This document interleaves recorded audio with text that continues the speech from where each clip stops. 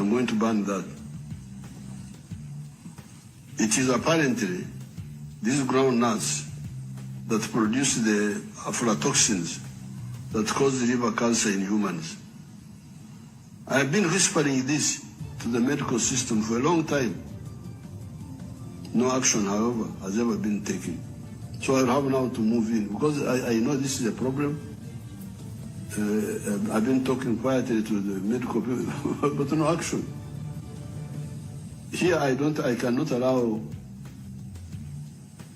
being ground nuts which have been removed from the skin the previous night to stay over. You remove, pound, cook them, eat them that day. That's what I do here. So it's not correct for me to take precautions. And I keep quiet when I've been whispering, now I'm shouting now. Muve ku binyebwa okutondera bakwita bati mu Uganda to remove from the ebinyebwa ebisuse ebisuse yes okusuka is what okususa kwe kujjako okususa okushubura okay Uganda is it okususa nimanyanga ko okutondora okutondola ffe tuba tutondola bijanjalo okubijja ku stock. Kati omukyalo omululu nankabirwa mu Luganda tetutondola bijanjalo nedda tetutondola bijanjalo nga bumuge mukambaawo tetutondola bijanjalo naawe mwetegereze gwe omukyala gwoli mululu geba n'abasajja balina amanya walala ko omukazi omukulu gwa Buganda kati mwenda abadde bakyawakana zembagambe mujja kyuula naye ndi musanyufu nnyo babuuzizaako omusajja ngenda bazanyira video eri gye babuuzizaako omusajja ono a minister of finance ne bamubuuza mugenda kukola mutya emirimu wulira bwabazeemu Honorable, you acknowledge that there is a question of unemployment, and also I know that very well. in the next financial year. That is my headache. I don't sleep. Me, I wake up at 4 o'clock to read, to search, so that we can be able to see how do we help these youth to get a job. And we are not sleeping. The youth, please be patient. You will hear. Honorable, in the next financial year, you said you're going to create 840,000 jobs. How are you going to create them? Ooh, there are so many things. Let me tell you. Let me first start with agriculture. Agriculture is a very big sector where the youth are going to be absorbed. Those who want to do agriculture. Oil is coming.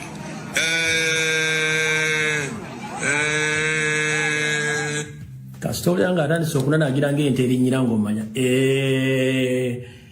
manya agenda kukulimba kuba tebiriyo. Kati Munnayuganda wenjagala obeere mugumu era oleme kulwana na Museveni waawano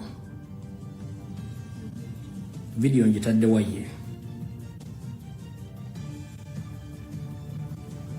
ndeke eno nyinza okuba sajja uploadinze ngembe nkoze video butajja uploadinga 1 minute.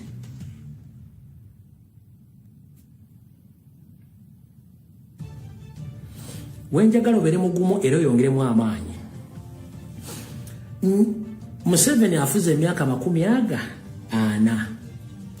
Lwaki olwaliro ng'ennaku z'omwezi 26 omwezi ogwa January muffe mwenna mumanyi nti ennaku za Museveni ezisembayo zituukiridde nga mumulaba n'oyo oligino Yoseri muwala we lwawadde message eringa emusiibula emwebaza. Njagala onzitireyo okuva mu 86 nti waliwo family member yenna yali yeebaziza Museveni okuwangula eggwanga n'okubaleeta mu bufuzi. Lwaki olwaleero muwala we lwamwebaziza azifu nti abadde amusiibula nabagamba kitokota si kisaanikire omusajja ono agenda njala muliza aka video kanule mukategeere ate museka ki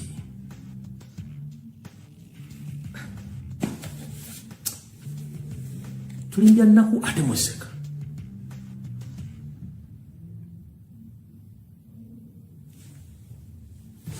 Ngera mulizeyo seringa muwala walinga amusiibula ate bonna bakimanyi. Wulira. Njagala wulye bulungi nnyo. So, I'm always asking questions. I'm usually asking questions and making jokes, but today I have a small statement to make.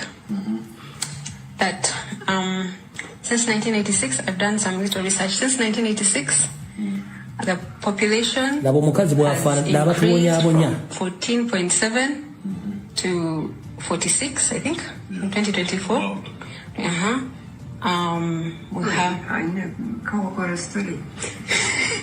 We have the youngest population, one of the youngest populations in the world.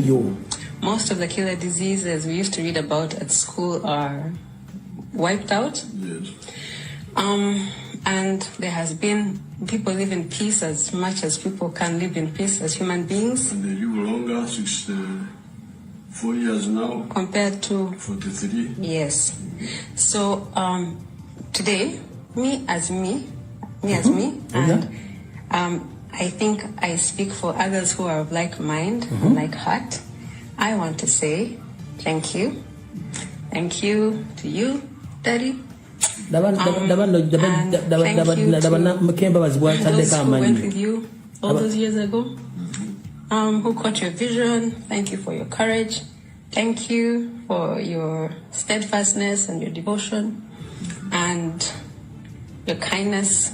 I wanted to just say thank you. Thank you. You passed the test. Oh. Wonderful. Uganda to Uganda.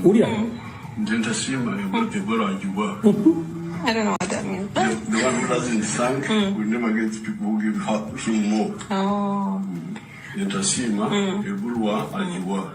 Okay. Now you're I wanted to say a thank you from my heart. I believe I'm not alone. To say thank you to you, Ginga, to you, Mommy, for walking steadfastly with Daddy all these years, faithfully carrying him with your prayers. Thank you.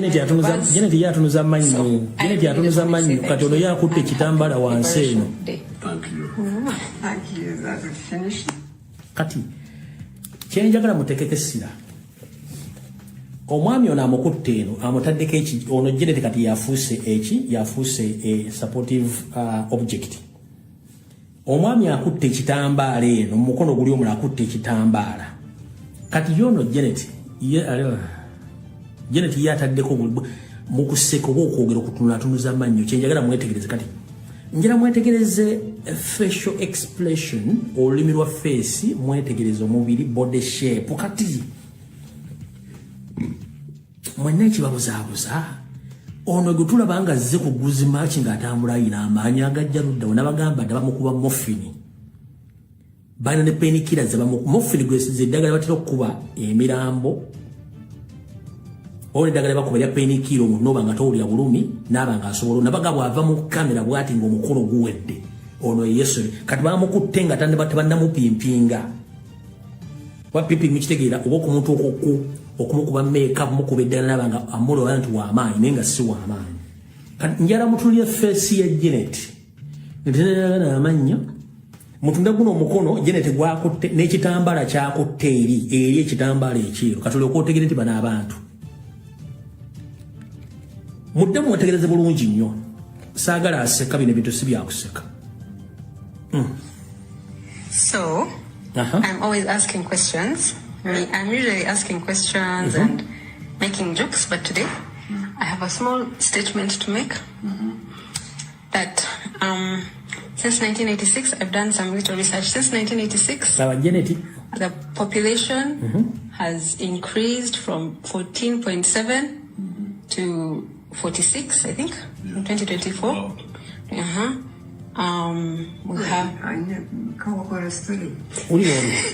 We have the youngest population, one of the youngest populations in the world. Most of the killer diseases we used to read about at school are wiped out. Yes. And there has been, people live in peace as much as people can live in peace as human beings. And they live longer, 64 4 years now. Compared to 43. Yes.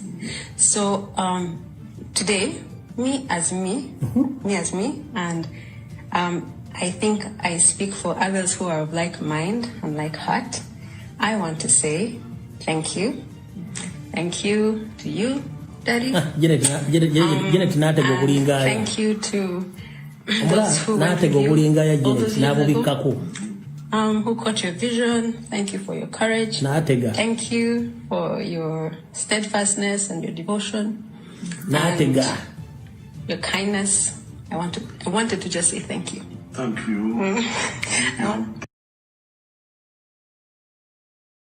Pass the test. Oh.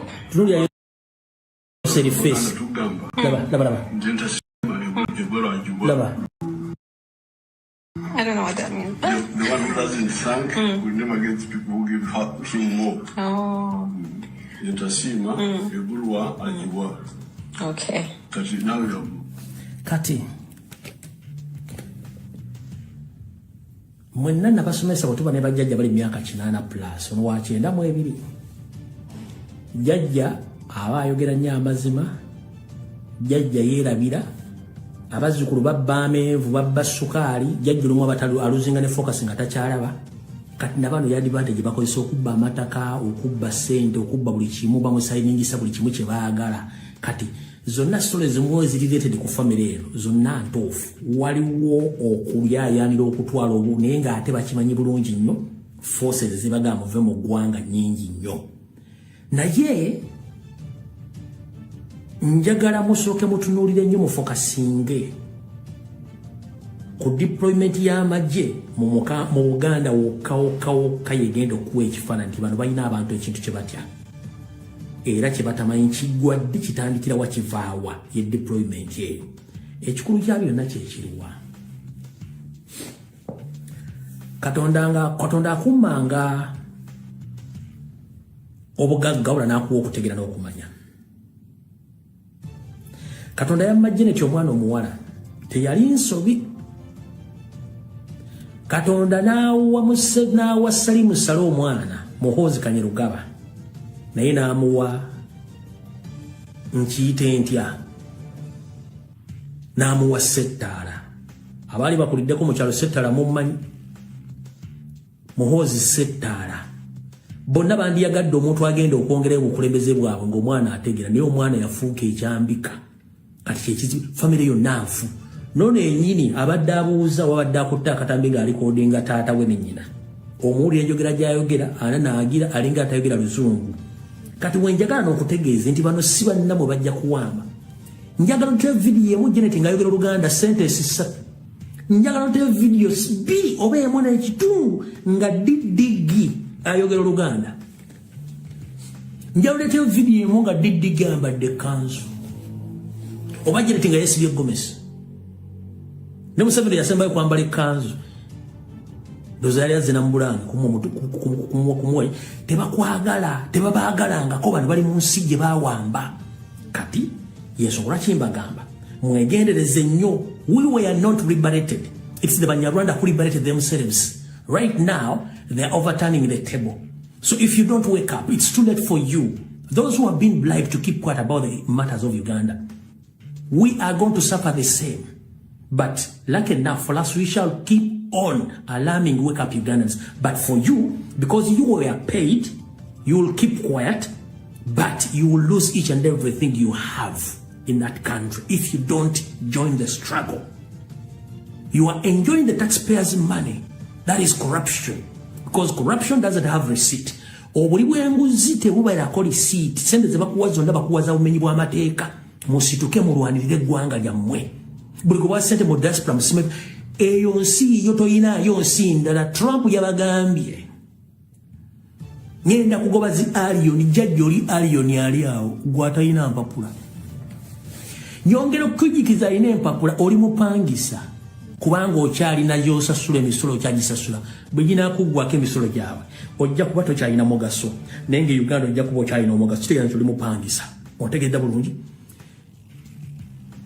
Mumambuka mbaserengeta mu bukiikaddyo ewammwe wasigala wammwe east or west home is best you Ugandan.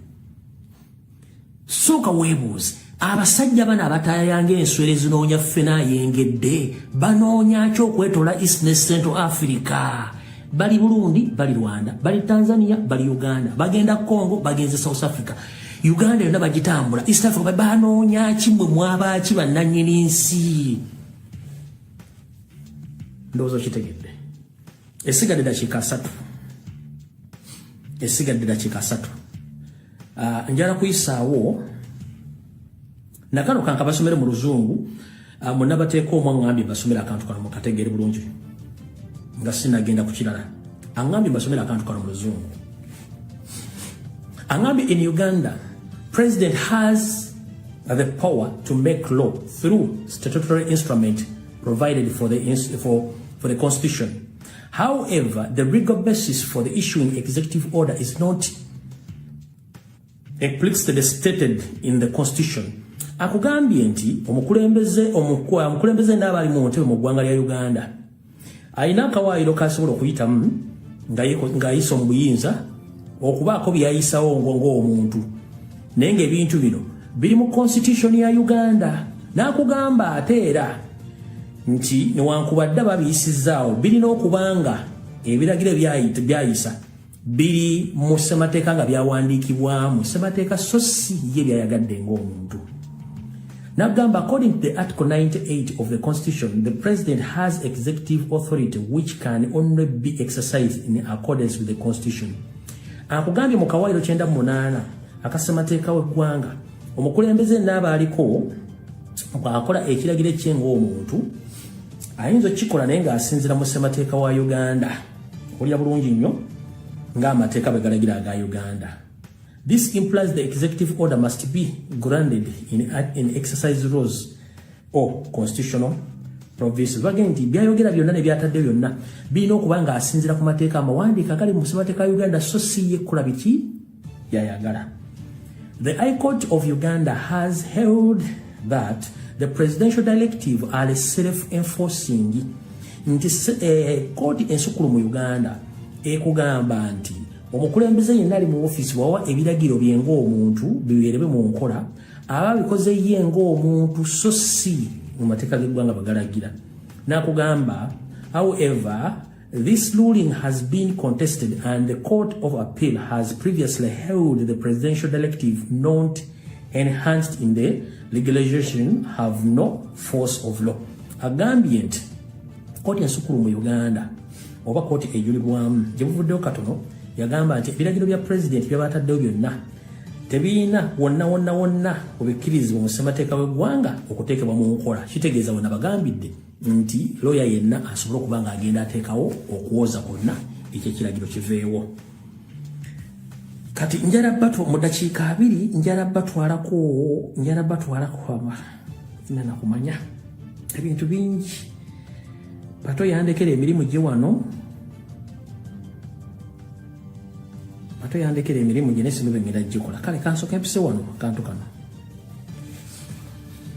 mwenna abantu beruweero njagala bategeeza nti gwa ekitundu ky'eruweero ne Nakaseke Museveni yeeyambisa abasajja n'abakazi nabo nga beeyambisa obuvuyo bwabwe mu biseera bino nga Museveni mugonvu anaatera okuva mu ntebe okuva beeyambisa omukisa ogw'okuba nti bakolagana ne poliisi okunyaga n'okutta n'okuwa mu bannayuganda.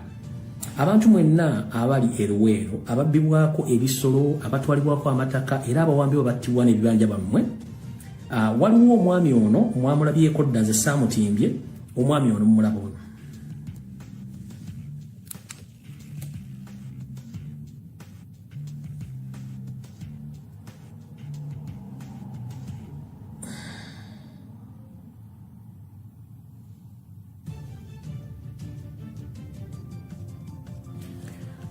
omwami oyo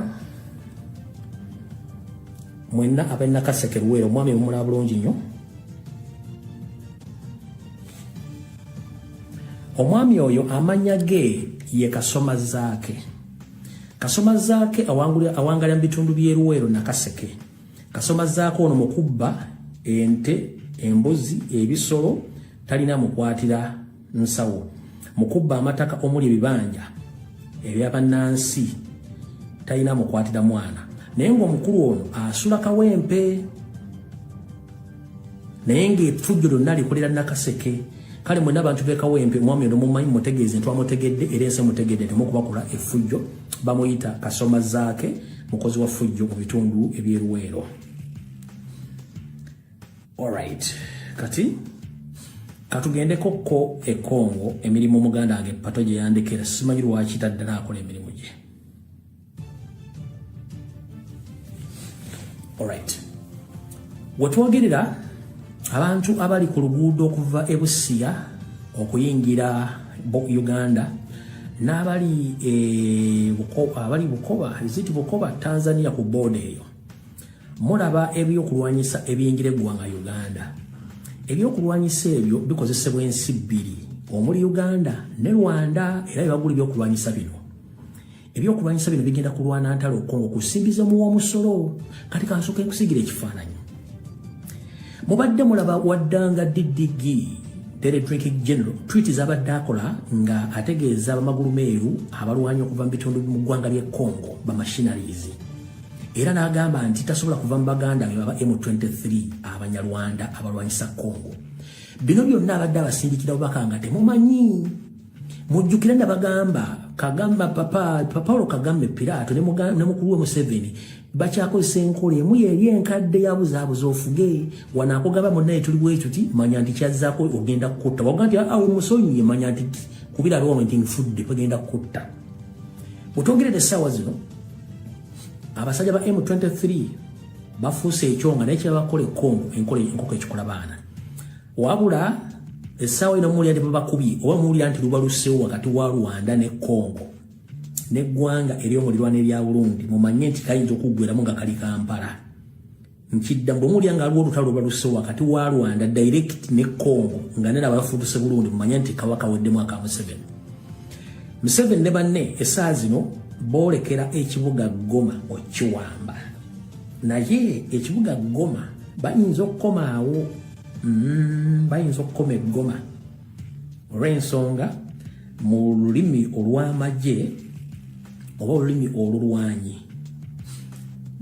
mu balwanyi mu lutalo batega nnyo obunyeebwa kati olw'okuba nti bano balina kawo mentality bayinza okubatega akanyeebwa ne bawamba Goma naye ekinava mu kuwamba Goma mujja kiwulira.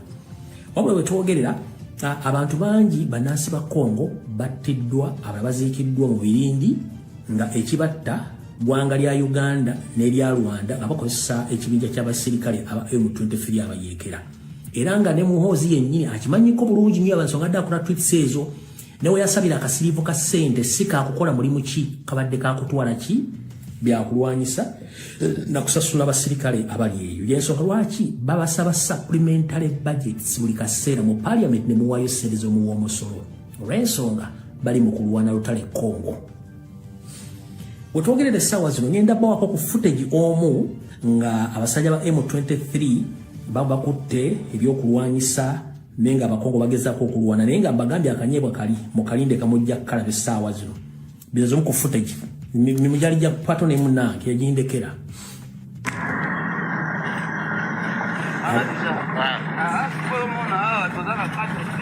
Abakutte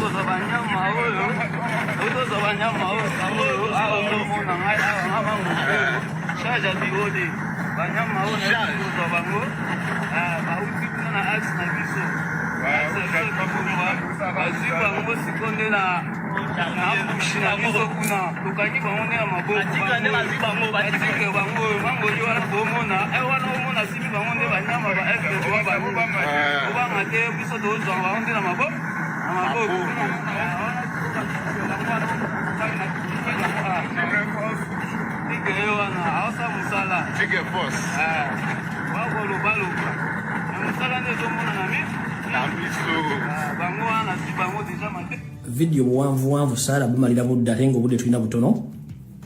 Tout bien fort spécial. Balinette, bani, batashwane. Il arme la dashwane, il faut tuende itafuta kule chini. Tutarudia tena, tutakuta tena bamori ngine pale.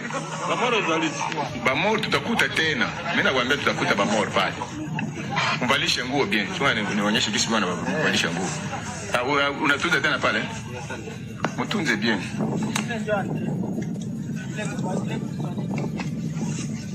Alishapona papa. Unapona. VIH inatoblige comme traiter, il faut comme traiter. Faut comme traiter. Wezi kumunini. Huyu Mungu akubariki. Bila muona.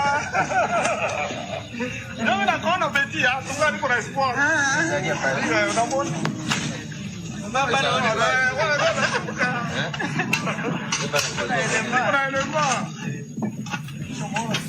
Obudde tulina butono wano nga batwalaganya emisinde bulungi nnyo bakomanda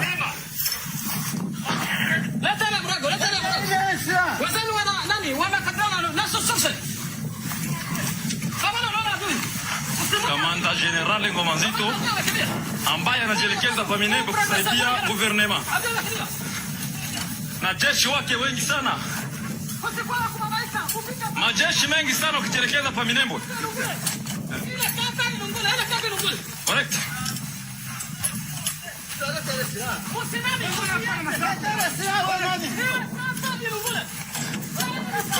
Kamanda wa majeshi General Ngoma Nzito ambaye anakadiriana na adui wa makanika ambayo walikuja kuwatakia guvernema kwa Minembwe leo. Mwenyewe anashika silaha pika M ambaye anapiga pika M mwenyewe.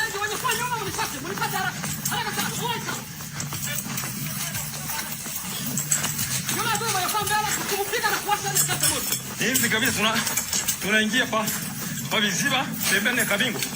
Tunakuwa kusaidia kupiga mjinga ambaye anakuja kutotaji katika nchi ya Kongo.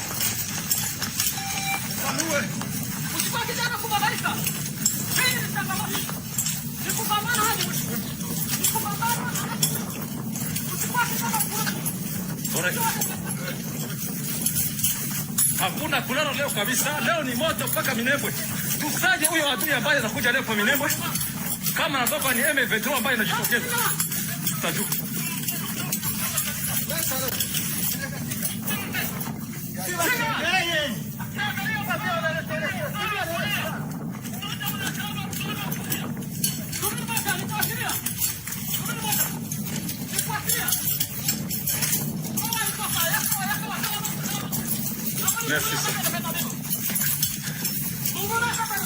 Obudde tulina butono nnyo naye babakuba olukuba babakuba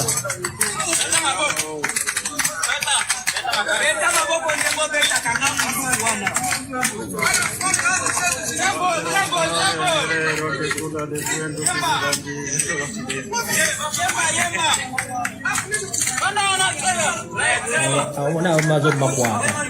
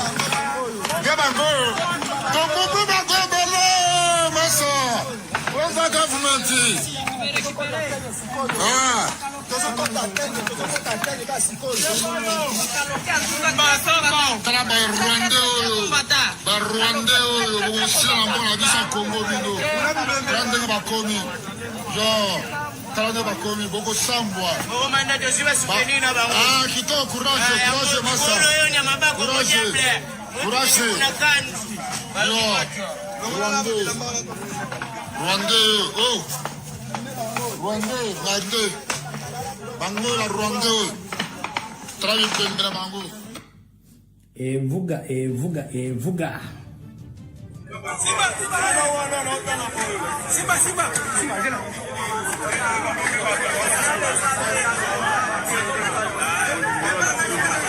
Yala mituke komo ukende etonda ki deja ao na kichumbiro general asi aleki akei bajipe na yende ezokende zala na distance ya mulai kuna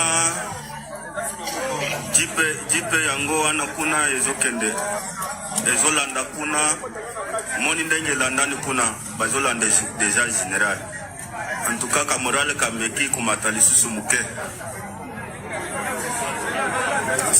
sans kokosa yo soki ezalaka ka résistance muke ya régiment na biso te oncle na yebiso elingaka ezala mabe ao inaweza mabe penza.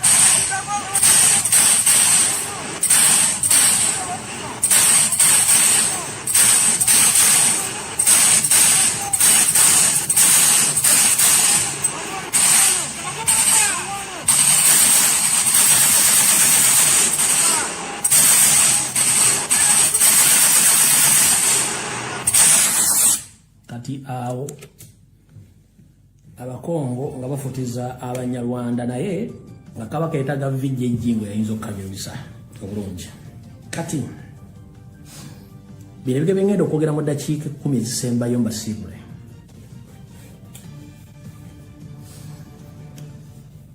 mukimanyi bulungi nnyo nti olukalu lwa Africa lwe lusaasaanya ebintu byonna ebisaasaanya oba lulina ebintu byonna ebyetaagisa okukola ebintu eby'amasannyalaze n'ebintu bya buliri kyetuyita raw materials mu nsi z'abazungu naye ng'omuzungu tasobola kukwata ssente zino n'agula bintu bino katale kyalina okukola kwe kuteeka entalo mu lukalu lwa Africa okusigala nga awo abaddugavu batasobola kutuula kwefomeetiriza lwaki abaddugavu babeera mu ntalo lwaki betteŋŋana lwaki tebasobola kutuula ku mmeeza emu ne bategeeragana wano omuzungu akinawo mukono atya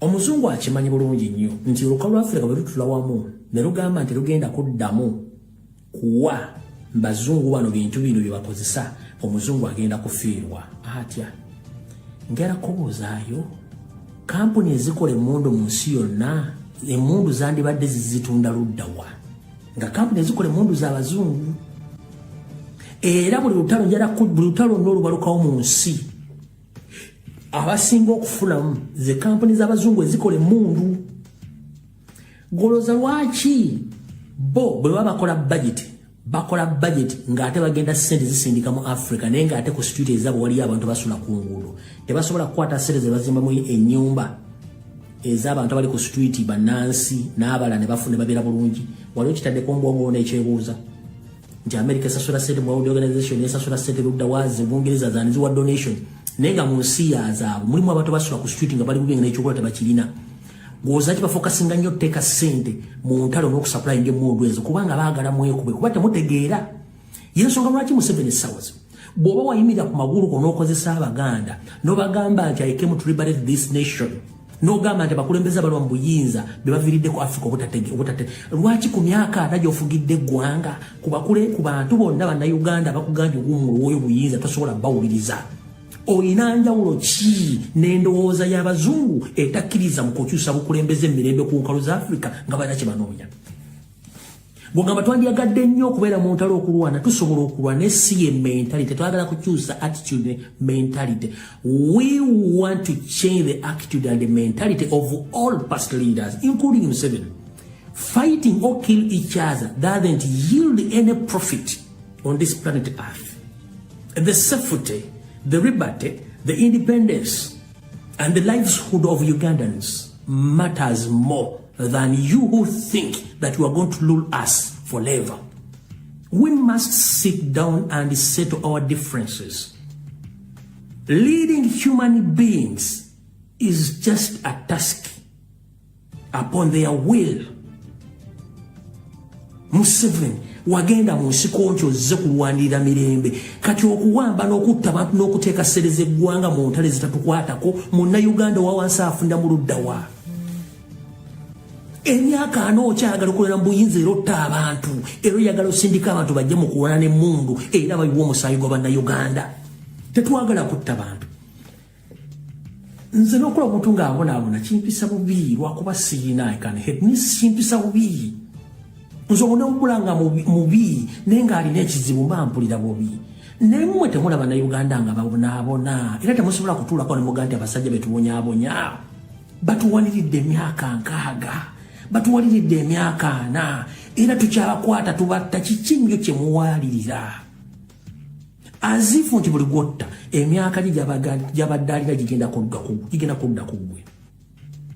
Mulekerawo okutta abantu mukyuse obuyinza mirembe. Omuntu okugamba nti free political prisoners otwagala kukyusa ggwanga olwo si lutalo. Politics is all about ideology. Is not action of killing and kidnapping. Whoever have the best ideology, he wins the power of the people, or he wins the will of the people. Politics tabangako butemu bukyayi no. Politics is the ideology oba ebyobufuzi birowoozo asinga ebirowoozo ebirungi n'abiguza bannansi gwe bawa obuyinza. Weebuuze lwaki mu luvannyuma lwa myaka 5 agamba alina emmundu era alina obuyinza ate akoma omu mu basaba obuluvu yandibadde afuga singa emmundu yeri mu mateeka muzuukuke. Museveni, wake up in your slumber. Salimu Saleh, wake up before it's too late. It's all about ideology. Whoever comes to talk about the political issues in Uganda is not any enemy of that country. That already system of hate and untouchables must stop. Eyenkola eyobutayogerwako n'obutogera ku nsonga zikwata ku ggwanga eyina okukoma. Weebuze Salimu Saleh lwaki osasula abantu okwogera propaganda ku Kyagulanyi okuvuma Kyagulanyi bw'oba ogamba nti olina obuyinza. Abantu osasula baaki mujje mubuulire abantu ideology zammwe nti tulina kino babaguloba nedda naye ebintu by'okuwamba n'okutta abadde total nonsense must stop. Tolina buyinza ku bulamu bwa muntu. Yensonga lwaki botta omuntu bagenda kuvunaana. Yensonga lwaki mukama omuganda otasobola kuva mu buyinza akimanyi nti akoze ebikolobero bingi nnyo. Abana Uganda musituke. Obo wagira NRM mu Uganda siwe erina okubeera. Uganda yawako Saudi Arabia, Dubai ne Bungereza ebyokulu by'obuyambi. Mwasigalira ludda wa? Mwasigalira ludda wa bataata? Bino bye twogera si butemu si bukyayi. Ebyobufuzi, it's all about ideology. Ebirowoozo by'oguza abantu si kulwana si kuwamba. Era asinga ebyobufuzi ebirungi gubawo obuyinza. Tekibangako kyabulaba okwetaba mu byobufuzi. Tekibangako kyabulaba okwogerera eggwanga lyo. Tekibangako kyabulabe kulwanirira ggwanga lyo. Naye mmwe abakyalina mentality y'ekiddugavu nti we must use weapons to get power. That is wrong ideology. If power belongs to guns, singa na America bakera kuba nkebete, singa ne Bongeza bakera kuba nkebete, but the power belongs to people. That's why they come with their ideology. And the public decides who has good ideologies. Never more buyinza. After serving the term, n'avaako n'abaana ne bajja. Kyetulwaniza sigenda kufuuka olusuwa, simewe olusuwa. No! Njagala ensinga erimu emirembe. Njagala nkusanga n'entambula n'enkuyitako nga sikubye luyita onkubye luyita onzibye sikubye. Sente z'omu musolo nga zikola. amalwaliro gakola, amasomero gakola, asomye ng'alina ebisaanyizo afuna omulimu, buli muntu akola bizinesi nga tasosoddwa. Lwaki musosola mu mawanga? Lwaki musosola mu mirimu? Lwaki mwagala okutta abantu abavayo okwogera ku nsonga z'eggwanga? Bwe mba byomukola bituufu, lwaki musasula ssente ate bavuma abantu aboogera ensonga entuufu? Lwaki mbakwata? Omuntu foot soldier yambadde ovulo n'ojja omukwata n'omusiba buli maawa n'omutta omuwamba ku ki? Eyo ideology atonda identity ye mu ideology ya red. Nimwe mulina old mentality eri nti power belongs to gun. No, teri nsekulaakulana ng'eyina system power belongs to guns. No. Singa tewali semateeka waki Museveni, why do we have a constitution? Why do we have the parliament? It's because power belongs to people, not to guns. Bomo bakulembeze mukyalina mentality ganti egule mundu nebyokulwanyisa bisinga okuzimba amasomero, okuzimba amalwaliro, okuzimba enguudo, okutandikawo emirimu. Sente ze mwakateeka ekongo okulwana zandibadde zazimba dda factories nga bannayuganda bakyagenda kuba kyeyo. Sente ze mwateeka Rwanda zandibadde zakulaakulanya dda Uganda nga bannayuganda bakyetaaga genda Saudi Arabia, genda mu America. No, Uganda nsi nnungi eringa omukazi kaalaala, naye bambi abagikwana bubi, baali tebagyagalirako ddala, bagitinkudde buli ekyetaagisa, ne bw'ogikuba make-up tekyasobola kunyirira kubanga beeyagaliza bokka. Mukendeeza obusungu, muweeyo obulamu bw'abantu babuddiza emikono gy'abantu. Nze ne bw'onoozi tejja kuvaayo abalala. Ate jjukira n'abakuwagira mubakosa, nabo bajja kukyuka babagenda kyemukola kikyamu, nabo mugenda batta. No.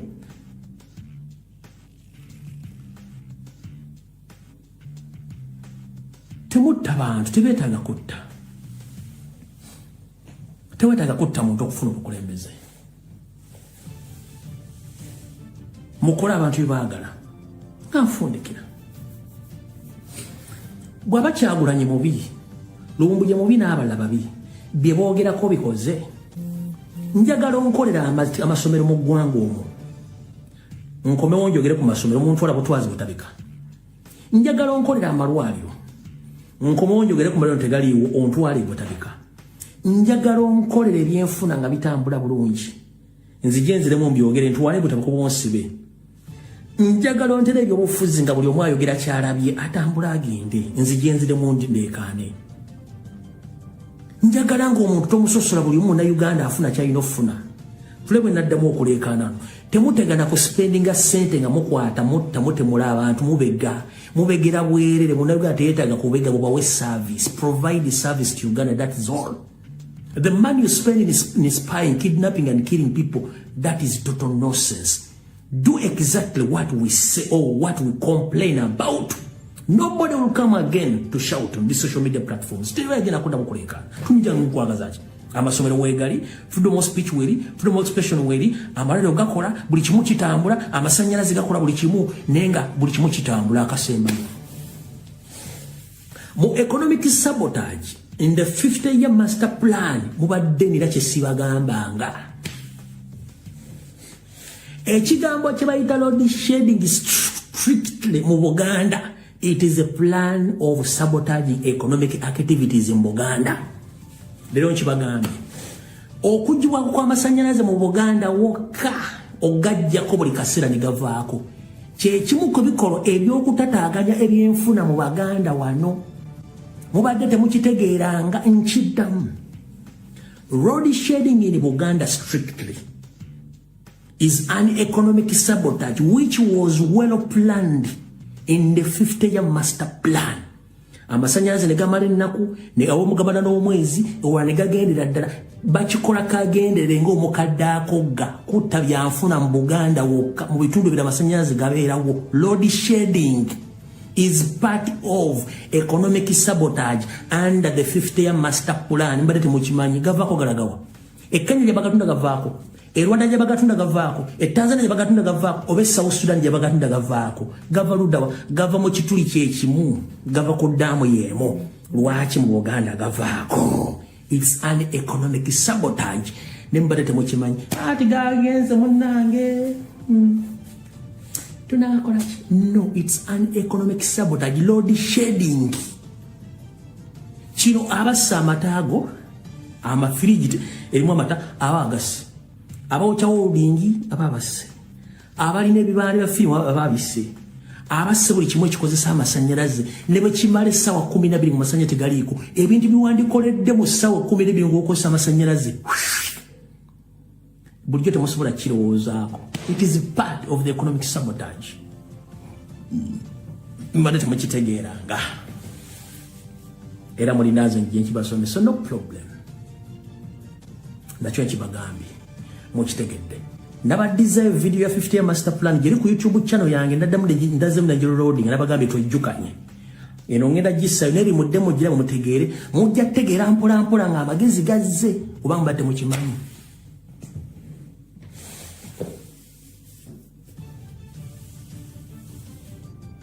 Tunudde ebitundu byonna mu 7 byayagala abisabotaginga economically amasannyalaze bagajjako buli kaseera muno mwe muli Buganda ne gambukako mu busogaawo bibitundu byasingira ddala obutayagala busoga Buganda bibitundu byasingira ddala amasannyalaze n'agajjako completely kati kyakola naga overpricinga n'agateeka ku muwendo ejja waggulu mulemererwe. Ekyo nakyo mukitegedde mujja kuba bulungi kasita munaategeera bwe tubagamba ffe tetufaayo video ewedde tusinkane ku Lwokusatu ssaawa 2 mukama bakomere mweraba.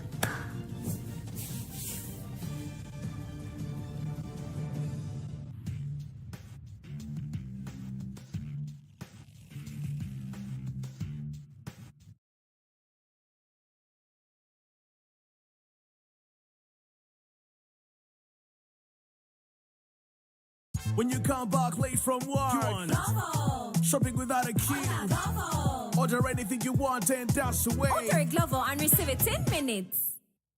In a short while, we're going to have the Mumuye's East MP, or rather Member of Parliament, Peter Salasya. And as he gets his, makes his way here, but in line with what he's probably going to discuss with us, there's a story that's carried in the Standard today.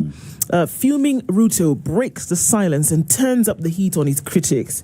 And he says, I've been keeping quiet all this time because I've been listening to you. People have been drawing me. You've been putting me in a coffin. You've been saying I'm what. Achani Kwambeas. Let me tell you, I don't have time for your rubbish, essentially, is what he's saying. President Ruto is an angry man and has recently shown a more combative side. His frustration is evident in the tone of his public speeches, choice of words, and the target of his criticism, suggesting his patience with critics has worn thin. When you guys started doing this thing, I just said, okay, you know what? You have your rights. You can do whatever. But now it's all indicative of the possibility that, you know what? I'm kind of getting tired of this thing that you guys are doing. And I'm not going to keep quiet anymore. The head of state has been responding sharply to critics accusing them, or rather that have been accusing him of engaging in early campaigns and quoting his administration's performance. Although 3 months have passed since Ruto's deputy, Rigathi Gachagua, was impeached, a move Ruto did not publicly comment on this week marked a notable shift. During a week-long tour of Western Kenya, Ruto launched a scathing attack on Gachagua, branding him incompetent, corrupt, and a tribalist. Where? Wow.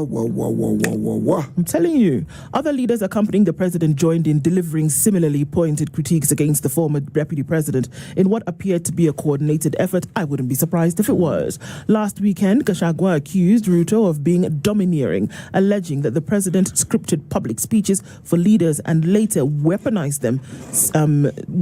those same remarks against them. However, Gachagua is not Ruto's only target. Wiper Democratic Party leader Kalonzo Musyoka also faced the president's ire for claiming that Ruto's development tours are thinly disguised early campaign efforts. So speaking in Busia, Ruto dismissed these allegations and said, "These people are saying we have started early campaigns.